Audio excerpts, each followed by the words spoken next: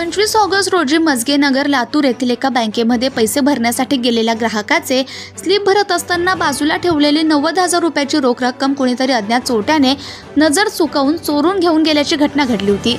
त्यावरून पोलीस ठाणे गांधी चौक येथे अज्ञात चोरट्याविरुद्ध गुन्हा दाखल करण्यात आला होता। गुन्हा दाखल होताच पोलीस ठाणे गांधी चौक येथील पोलीस अधिकारी आणि अंमलदारांना तात्काळ आरोपींचा शोध घेण्याबाबत सूचना पोलीस अधीक्षक अमोल तांबे, अपर पोलीस अधीक्षक मंगेश चव्हाण, उपविभागीय पोलीस अधिकारी समीर सिंह साळवे यांनी केल्या।